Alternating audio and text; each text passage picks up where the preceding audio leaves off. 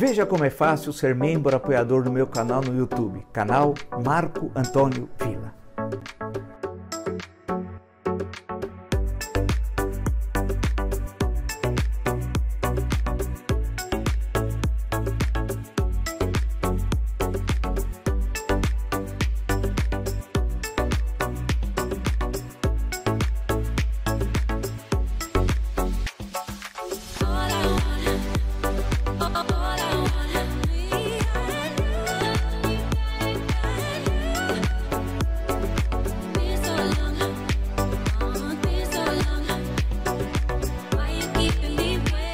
Olá, estamos começando a nossa live de hoje. Agradeço, já passamos 656 mil inscritos no meu canal. Muito obrigado mesmo a todos vocês que acompanham o canal, que se identificam com os princípios. São mais de 128 milhões, 231 mil visualizações.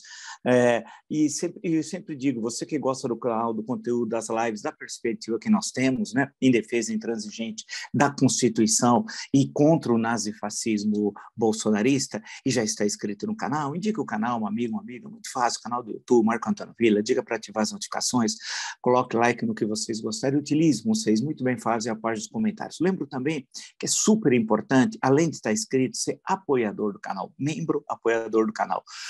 O que é necessário para isso é muito simples, nós ensinamos uma coisa muito rápida, você tem duas formas de poder ser membro apoiador do canal, e dessa forma fortalece o jornalismo independente, de qualidade, plural, republicano, democrático, num ano super, hiper importante como esse ano de 2022. No Twitter, vocês podem me seguir pelo Villa Marco Villa, no Instagram, @Marco Antônio Villa Oficial, e lembro também no TikTok, de pouco em pouco nós também estamos lá, participando lá do TikTok, é o Marco Antônio Villa Oficial. Bem, passei todo o noticiário, tem muita coisa importante e tal, falando todas aquelas confabulações políticas, quem vai estar com quem, porque na maior parte das vezes um noticiário, é natural até carnaval, um noticiário político requentado, não tem assim grandes novidades e tal, é sempre falando aqui que esse pode se aliar com ele, inclusive durante a semana, passando o carnaval, que fica tudo meio congelado, nós já temos várias entrevistas marcadas para discutir a conjuntura política, tá bom? Já para deixar adiantado a vocês. Mas vamos lá, então temos de falar, claro, dessa terrível cena tudo que nós estamos assistindo e agora parece que é tudo ao vivo, né? Da invasão da Ucrânia por parte da Rússia. Eu acho que algumas observações eu queria fazer que me parecem assim, hiper importantes. Né? Lembra-se quando iniciou a pandemia da Covid-19, nos primeiros meses, muitos falavam, eu uso o exemplo do Voltaire, né? Do Cândido, do livro, né? Os doutores Pangloss da vida, né? Aquele otimismo, dizia assim, que essa pandemia ia redefinir a humanidade, ia criar um novo normal. E aí vinham os coaches, tem cada um, que eu fico vendo só os títulos, dou risada, rio, porque eu gosto muito de humorismo, desde quando era pequeno, aprendi lá nos anos 60, especialmente pela televisão, conhecer o grande humor brasileiro, e eu fico rindo, essa turma aí, para mim, é muito engraçado, são humoristas, dizem assim, não, vai ter uma nova humanidade, tudo vai mudar, né? Nós estamos repensando os nossos valores, e eu dizia que vocês são testemunha, o arquivo do canal Idem, que o novo normal vai ser o velho normal. Então, esqueceram de avisar esses coaches, tudo com fazendo tudo aquele tipo, aquela encenação teatral, de avisar, por exemplo, para o Vladimir Putin, que deveria se criar novos valores, nova humanidade, esqueceram de combinar. Aí vem a expressão atribuída ao Garrincha, apesar que não se sabe se ele disse ou não, combinou com os russos, que é a expressão que ele teria dito para o Vicente Feola, técnico da seleção de 58, quando ele só entra no terceiro jogo, né? Assim como o Pelé, né? Hesita uma série de substituições, para a seleção brasileira, o jogo vai ser 2-0, né? E aí ele teria dado uma série de instruções e o Garrincha, com aquele jeito peculiar do Garrincha, teria se dirigido ao Feola e perguntado, mas o senhor combinou isso com os russos? Tal. Bem, se disse ou não disse, não sabe, mas se consagrou, né? É igual a história, o Estado sou eu, ninguém sabe se efetivamente Luís XIV disse isso ou não, mas ficou. Então, a questão agora desses coaches e tudo aquele ar, assim, um pouco, né? Que eles estão vendo coisas coisas que nós não vemos, tal. A nova humanidade, o novo normal, novos valores, princípios. Nós temos que viver a vida diferente, aquela crise existencial, né? Precisava ter combinado com os russos, em especial com o Vladimir Putin. Mas vamos lá, vamos em frente. Então, a questão é que esse conflito é radicalmente distinto de todos os outros. Então, é necessário a gente fazer cortes cronológicos. Nós tivemos a Guerra Fria. Claro que alguém vai lembrar o discurso do Churchill nos Estados Unidos, mas vamos voltar. Na verdade, quando termina a Segunda Guerra Mundial. Então, de 1945 até 1989, até o 9 de novembro de 89, quando cai o Muro de Berlim, você diz, então, essa final dos anos 40, anos 50, anos 60, anos 70, até o final dos anos 80, 89, você tem o que ficou conhecido como Guerra Fria, ou seja, de um lado a União Soviética, do outro lado os Estados Unidos, e todos aqueles conflitos entre o arsenal atômico, mais à frente depois os acordos, SALT I, SALT II, etc, etc, etc. É uma ampla literatura, todas aquelas tensões. Aí aparece em 55, na Conferência de Bandung, o Terceiro Mundo, né? A tentativa de se construir um outro polo que se afastasse um pouco da União Soviética, dos Estados Unidos. Aí tem o papel do Tito, aí vem a Indonésia com Sukarno, etc, etc. Nasser no Egito e por aí vai. Bem, mas esse mundo termina com a queda do Muro de Berlim. E dali, de 1989 até a invasão agora da Ucrânia, você teve um momento em que desaparece o socialismo na Europa Oriental, a União Soviética se desagrega, quem diria uma potência hiperatômica como era a União Soviética, né? E não só se desagrega em mais de uma dúzia de repúblicas, como também a Rússia, que surge como a principal herdeira da União Soviética, abandona o socialismo e adere rapidamente ao capitalismo e com toda aquela privataria no país. Isso sim que é privataria no processo de privatização, tudo que ocorreu na Rússia, etc., a máfia russa, já há toda uma literatura sobre isso, inclusive até no campo cinematográfico, e por aí vai. Bem, isso tudo terminou com a invasão da Ucrânia, ou seja, a Rússia hoje tem de ser ouvida da altura do poder militar que ela tem. O poder econômico não necessariamente, não estou falando do poder militar, né? E ela quis demonstrar isso mostrando seus interesses estratégicos na Europa Oriental. Bem, ela tem lá as suas razões que ela apresenta, isso de forma alguma legitima a invasão da Ucrânia. Ponto. Isso é fundamental, deixar essa questão bastante clara. Mas agora nós estamos vivendo então uma nova fase muito mais complexa do que o período 1989 até a invasão da Ucrânia ou o período da Guerra Fria, 1945-1989. A globalização econômica construiu uma interrelação no mundo de uma cadeia produtiva, circulação de capitais, etc., etc., que um conflito como esse coloca uma interrogação de como é que a globalização econômica e todos os interesses que estão envolvidos vão coexistir enquanto o conflito ocorrer. Espera-se alguns que seja breve, até tentativa na reunião em Minsk, na Belarus, uma reunião de paz, e a Ucrânia não aceita, em parte com razão, porque a Bielorrússia, ou Belarus, como preferirem, é parte da invasão, né? Mas tudo bem, vai ter deu exemplo em Varsóvia, mas se o conflito ficar restrito em termos temporais, né? E aí nós não sabemos que novo governo vai surgir na Ucrânia, não será o mesmo que lá está, né? E aí tem os grupos nazifascistas, esse batalhão Azov é jogo duro. Teve até aqui na Avenida Paulista uma bandeira, junto com os nazifascistas bolsonaristas, né?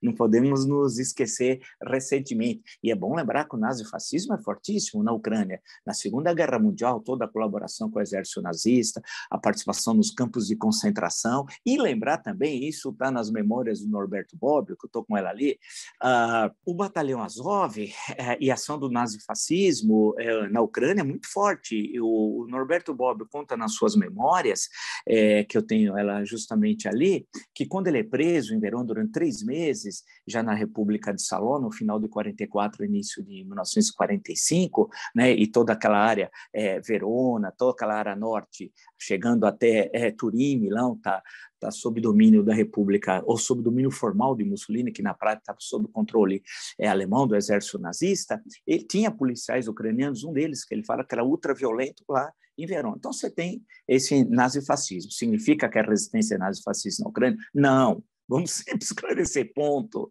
né?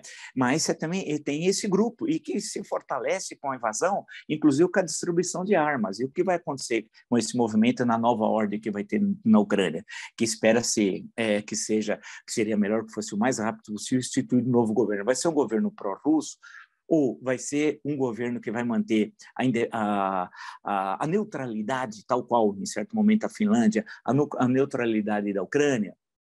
Como é que vai ser? Ou vai ser um governo radicalmente antirrusso? Também não sabemos.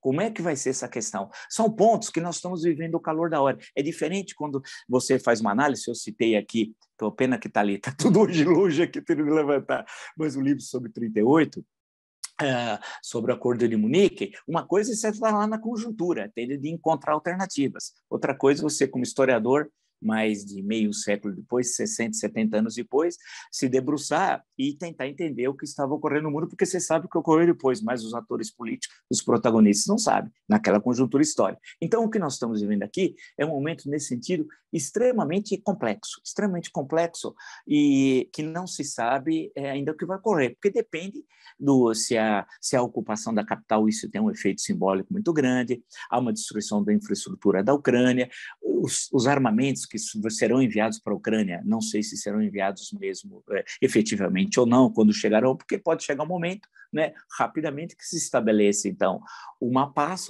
mesmo que seja provisória, e ali busca-se estabelecer um tratado, um acordo, algo que redefina as relações entre Ucrânia e Rússia. Bem, isso é importante. E a globalização nisso tudo, voltamos à questão da globalização.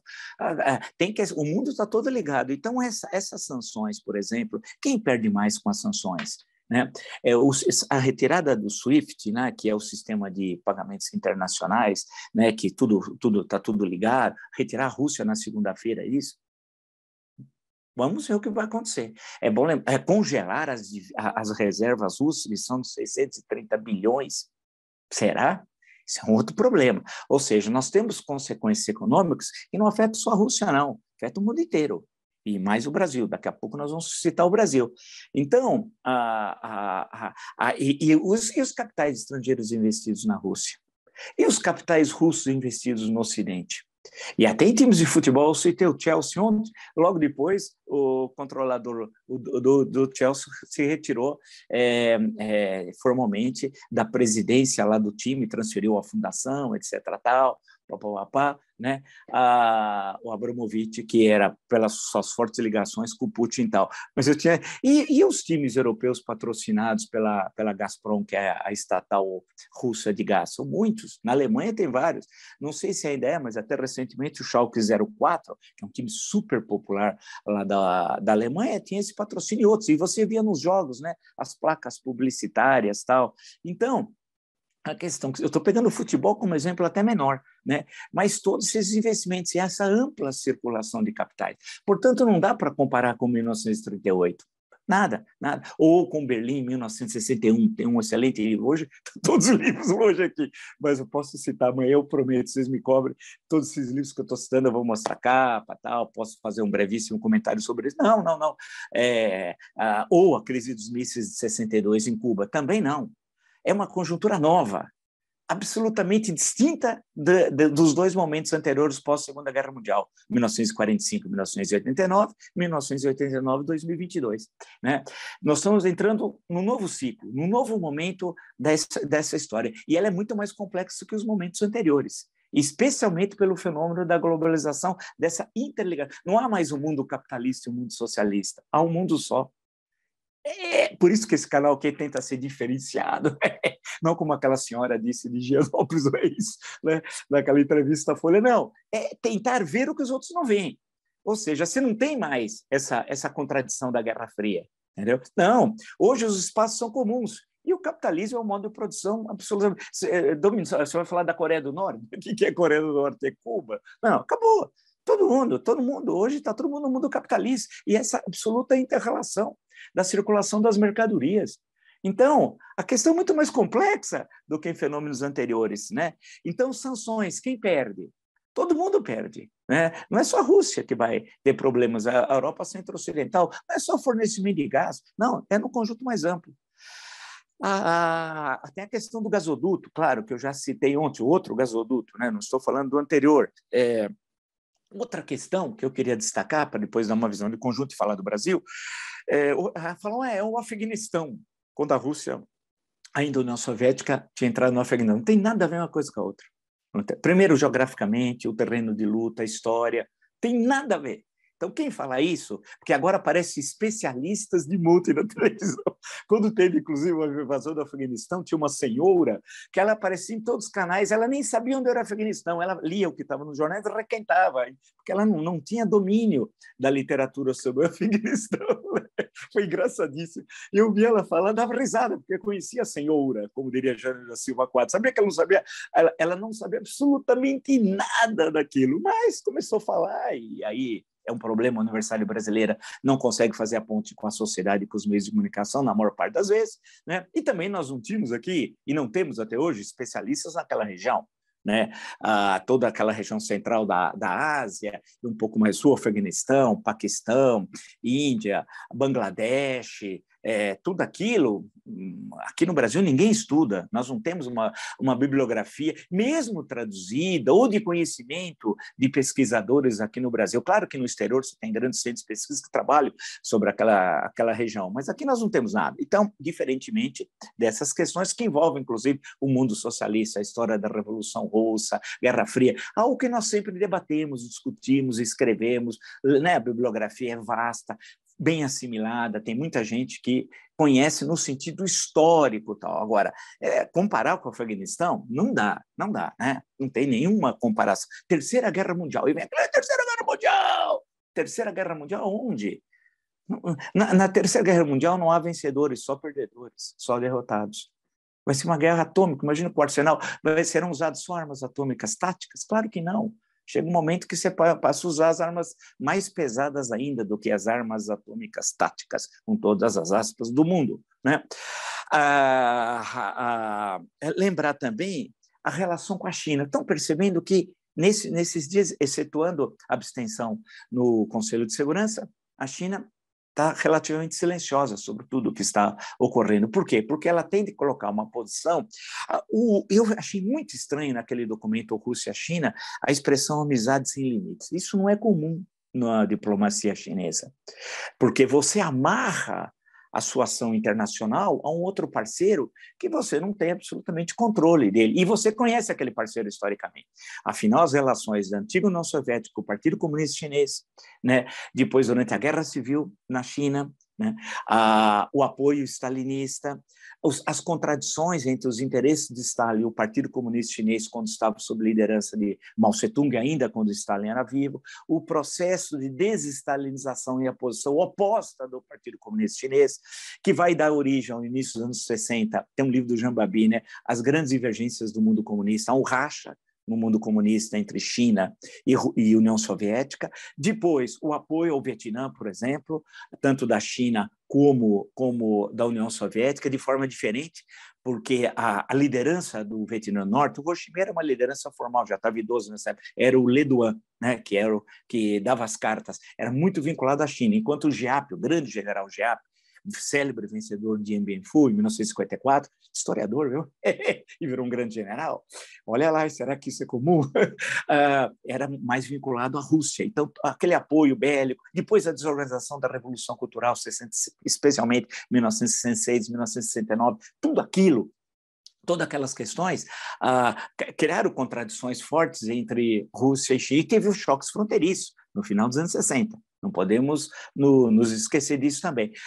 Agora, a conjuntura é outra, desde a queda do Muro de Berlim, tudo bem. Agora, essa expressão, amizade sem limites, me chamou absolutamente a atenção. Falei, pô, olha, isso daí tem coisa aí, né? Isso daí é um pouco demais. A mão está um pouco pesada do diplomata que escreveu, e alguém que assinou, acho que não prestou muita atenção. Claro que prestou, evidentemente, que a diplomacia chinesa é muito eficiente. Nós estamos falando de um Estado que tem, desde a época anterior a Cristo, antes de Cristo, né? Então, você tem uma longevidade na estrutura estatal, evidentemente com modificações, né? Mas né, não dá para comparar. A China é um caso único no mundo, é difícil, inclusive, entender a longevidade da história chinesa, que é também muito pouco conhecida aqui entre nós. A questão que se coloca é o papel da China. Como é que a China vai ficar nisso? Né? Ela vai buscar, para ela, a desorganização econômica internacional advinda da invasão da Ucrânia é péssimo, péssimo. Ela conseguiu se recuperar relativamente bem da pandemia, tem indicadores bastante significativos do crescimento do PIB do ano passado e espera um crescimento maior do PIB esse ano. Que, se juntar duas coisas, ainda a presença da pandemia no mundo e a guerra da Ucrânia, meu Deus do céu, a economia internacional, pá, né, quebra, né? Ou seja, aquele crescimento positivo que era esperado, alguns falavam 3,5%, 4%, como é que vai ficar? Como é que vai ficar? Então, isso é muito importante também nós pensar. Essa é uma discussão interessante, sair do senso comum da filosofia das massas, mas o que vai ocorrer na economia internacional, os seus reflexos, daqui a pouco chegaremos no Brasil. Estou falando da China. Então, a China vai tentar ser o elemento da sensatez. Inclusive, porque depende da posição que ela tomar diplomática, saindo do campo econômico e do campo político, tem a questão das minorias nacionais que tem na China, e que, para o governo chinês, eu estou olhando do lado do governo chinês, é um problema, né, na região de Xinjiang, etc, etc. E sem falar na questão do que o governo chinês chama de província rebelde, Taiwan. Né? Nesse sentido, há uma complexidade que tem de ser analisada com vagar, não na base do panfleto, da fala ou da enganação. Vejam, o pessoal aí que estava usando videogame para mostrar a imagem da guerra da Ucrânia, né? Uma rádio e uma TV, que vergonha! Então, essa picaretagem, nesse espaço aqui, não tem. A gente tenta justamente ver toda a literatura que existe, compreender as análises que estão ocorrendo, analisá-las e discutir aqui com vocês. Né? Por exemplo, o chanceler ucraniano disse: derrotamos Hitler, derrotaremos Putin. Isso daqui é frase de efeito. Isso aqui é uma bobagem histórica, porque quem derrotou Hitler foi o Exército Vermelho, o Exército Soviético, não o Exército Ucraniano. Outra coisa, Putin não é Hitler. São coisas totalmente diferentes. Né? Não tem nenhum paralelo, né? Então, é necessário aqui, fazer uma análise correta historicamente, entender inclusive os conceitos e as consequências. Nós estamos, insisto, no calor da hora. Né? A guerra cibernética me chamou a atenção. No campo aí do conflito militar. E como os russos são eficientes nisso. E Carlos Bolsonaro esteve na Rússia. O que foi fazer aquele idiotinha lá? Só sentar ao lado do pai e humilhar o Braga Neto, por sinal, de acordo com o Ricardo Noblat, abre parênteses, estamos aguardando aquela fotografia que teria no gabinete presidencial o general Ramos de joelhos para o Bolsonaro. É um dos momentos mais patéticos da história do Exército Brasileiro. É algo de expulsão, se isso ocorreu. Né? Ele é da reserva, mas tem de ser expulso. Isso aí não existe. Se realmente tiver a foto, e Ricardo Noblat diz que tem a foto, meu Deus do céu. Mas esse senhor que ficou de joelhos para Bolsonaro não foi só no Palácio do Planalto, foi no Kremlin. Ficou de pé enquanto o Carlos Bolsonaro, o filho criminoso, bem, a quadrilha é formada pela família e é ampla, né? É uma família extensa. Estou me lembrando das discussões da dona Maria Isaura de família extensa. Evidentemente que eu estou fazendo um paralelo sobre coisas diferentes, mas eu lembrei da ideia da grande professora Maria Isaura Pereira de Queiroz. Mas aí a discussão também de coronelismo e tal, mas só foi uma lembrança. Vamos só voltar aqui. A questão lá de Moscou, a questão que se coloca, o Carlos Bolsonaro foi lá para ter contato com os hackers russos, tete a tete. E para aprender tudo, e a Rússia é a maior especialista no mundo para isso, e está usando essa guerra cibernética na invasão da Ucrânia. O Carlos Bolsonaro, que é um covarde, a família é de covarde, gente cruel, covarde, nazifascista e traidora do Brasil, eles vão usar isso na eleição para sabotar o nosso processo eleitoral. Há uma outra questão que tem, já que nós estamos falando nesses nazifascistas, insisto, atentem ao Batalhão Azov. Isso é um perigo. Eles estavam aqui na Paulista, tinha uma bandeira ucraniana nazifascista. Não agora, não, nessa manifestação recente, não é isso. Ao contrário, aí estavam as pessoas denunciando a invasão da Ucrânia. Estamos referindo às manifestações nazifascistas bolsonaristas, tudo bem? É sempre importante a gente ser tão claro como a luz do sol do meio-dia, né? Porque muitas vezes as pessoas não entendem. E eu fiquei tanto de 4 décadas dando aula, eu entendo que muitas vezes é necessário se repetir a questão, explicar direitinho, ponto, para que não paire nenhuma dúvida. Eu estou me referindo, portanto, àqueles nazifascistas ucranianos que estavam com os nazifascistas bolsonaristas, tá? E essa questão, também, você tem, então, esse apoio ideológico. Que influência isso vai ter lá na Ucrânia? Esse batalhão vai fazer uma luta terrorista? Luta guerrilheira, não creio, o terreno não é propício a isso. O que vai acontecer? Também nós não sabemos, é um ponto de interrogação. Eles receberam armas do governo em larga escala agora, né? É um outro ponto que nós vamos ter de destacar. Os refugiados para a Europa centro-ocidental, quanto mais rápido acabar isso, melhor. Porque o que ela vai fazer, eu estou dizendo, entre aspas, vou fazer com todo respeito aos refugiados, com os refugiados, isso joga água no moinho eleitoral da extrema-direita da Europa centro-ocidental, não é verdade? É isso, da Europa. E o que eles não querem agora é justamente uma nova onda de refugiados. Isso está fora. Então, para a Europa centro-ocidental, quanto mais cedo resolver a questão, é melhor. Né? Por isso que essas tentativas de retaliação econômica tem muita coisa que é mais para inglês ver. Quero ver o que vai ter na prática. Mas buscar rapidamente uma solução entre Rússia e Ucrânia para evitar os refugiados. Aqui é o primeiro lugar que está sendo discutido também isso, hein? Ou seja, a relação entre refugiados e extrema-direita da Europa Ocidental. Se esse fluxo se intensificar da Ucrânia para lá, não que os refugiados são da extrema-direita, não é isso. Deixa eu explicar, é que isso vai ser usado eleitoralmente para os grupos nazifascistas tão presentes hoje, alternativa para a Alemanha, na Alemanha, o Vox na Espanha, o Chega em Portugal, os irmãos de Itália lá na Itália e também a Liga, etc. Né? A presença na França, né? Temos eleição na França. E você tem uma extrema-direita que vai chegar ao segundo turno. Então, tudo isso são questões colocadas, que são importantíssimas para a gente fazer uma análise de quão complexa é essa situação. Note os BRICS, uma questão importante. A Índia se absteve, a China se absteve no Conselho de Segurança. O Brasil não é membro permanente, é membro rotativo, votou a favor da resolução. A África do Sul não faz parte, nesse momento, do Conselho de Segurança. Então, como é que fica a Índia nessa história? Porque, quando vem a retaliação, o que acontece? A Rússia vai intensificar, que já são extremamente significativas, suas relações. Depois da União Europeia, o segundo lugar nas exportações russas é para a China. Então, vai intensificar. Pode-se criar um triângulo aí entre Rússia, China e Índia. E se nós formarmos em termos de população, a maior parte da população do mundo, dá lá o quê? Mais de próximo de 50% da população do mundo. Bem, mas mais do que isso, a importância econômica. Né? Índia, China, Rússia. A importância militar, a Índia é muito poderosa, até por causa do conflito com o Paquistão, e tem bomba atômica, registros. Então, você vai criando um novo triângulo no mundo. Né? Agora, vai tudo depender da reação dos Estados Unidos, que tem eleições em outubro e precisa de uma reação forte, porque o Biden pode perder o controle do Senado, porque é 50-50, e tem a vice-presidente da República, que participa de votações, então, portanto, eles têm um voto a mais. Né? Eles querem, e podem perder o controle do Senado. Na Câmara dos Representantes, o Congresso seria a Câmara dos Deputados, a situação é muito difícil, então vai depender da reação dos Estados Unidos para os seus efeitos eleitorais e para o complexo industrial militar, aquele que o Eisenhower já denunciou nos anos 1950. E a reação da Europa, né? Para ver se quanto tempo isso vai durar. Tudo isso faz o mundo inteiro estar em agitação. Os governos estão reunidos, todo mundo, o grande capital, o que vai acontecer? Aí você me pergunta, e o Bolsonaro? O Bolsonaro está no Guarujá, descansando. O vagabundo que não trabalha está descansando. No momento que o mundo passa a crise mais grave desse século. Aonde está o presidente do Brasil? O vagabundo. De jet ski.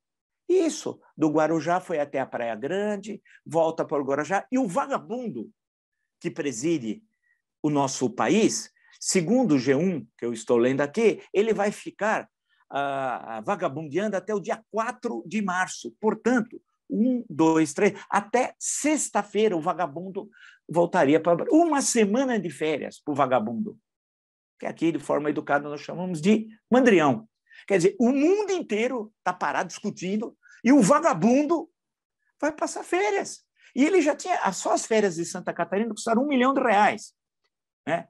Foi uma festa. Depois tirou férias. O número de férias que esse vagabundo tira. Natal, Ano Novo, agora Carnaval. Segundo o G1, até o dia 4 de março. Até sexta-feira, quando esse vagabundo volta a Brasília. Mas o que está ocorrendo? O mundo não para, porque o vagabundo está vagabundeando. Não.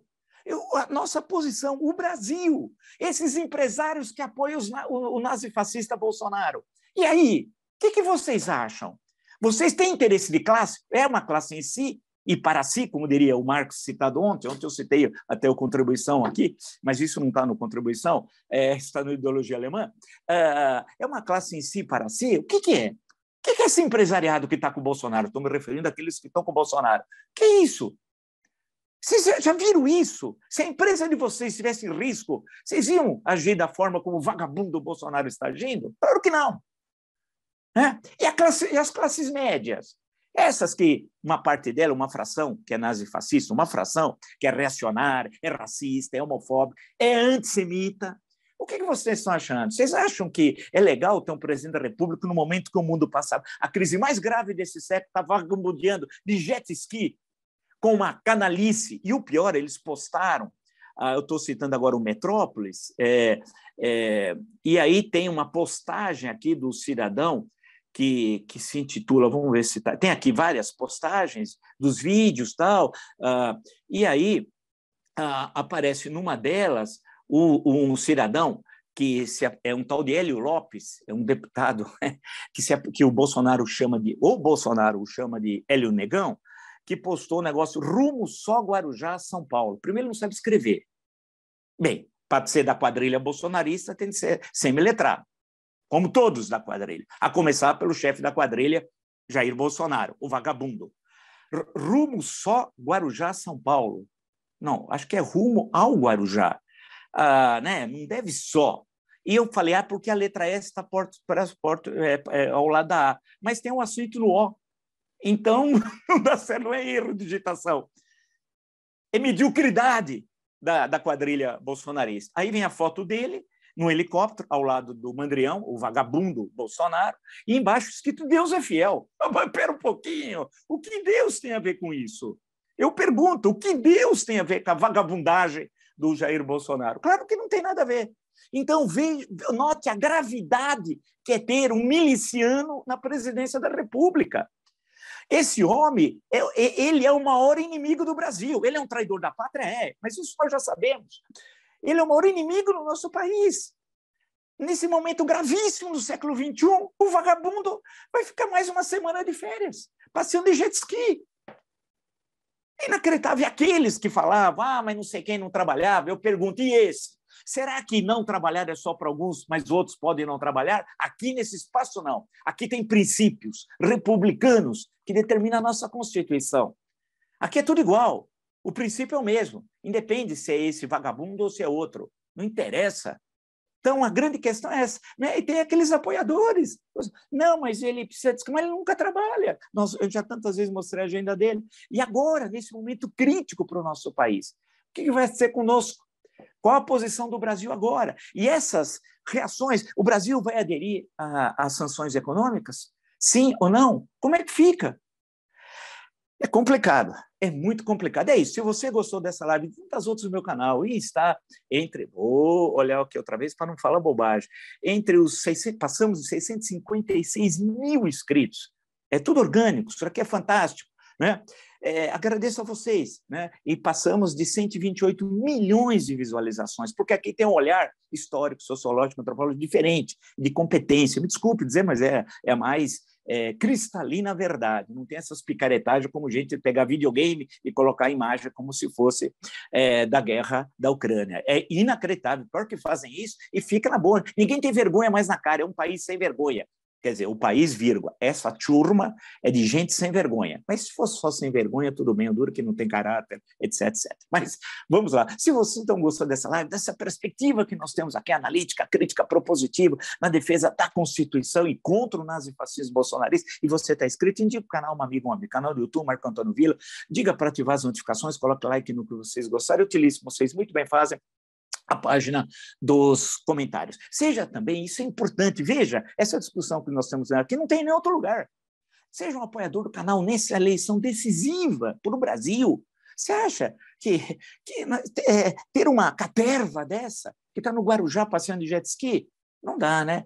E eleição é decisiva, então seja um apoiador do canal, esse ano é decisivo para nós, para a nossa história, para a nossa vida, para o nosso futuro, né? E para ser apoiador é muito simples, tem duas formas. Você escolhe e apoia o jornalismo independente, de qualidade, plural, republicano e democrático. No Twitter pode me seguir pelo Vila Marco Vila, Instagram @Marco Antônio Vila Oficial, e no TikTok de pouco em pouco a gente está entrando, porque é uma coisa, mais de metade, o incrível, quase da população brasileira está no TikTok, o número de inscritos. Eu fiz um levantamento também, vi um levantamento internacional, hoje tem até matérias sobre isso, é uma coisa assim inacreditável. Então, também estamos lá no TikTok, no Marco Antônio Vila Oficial. Nos encontramos amanhã. Até!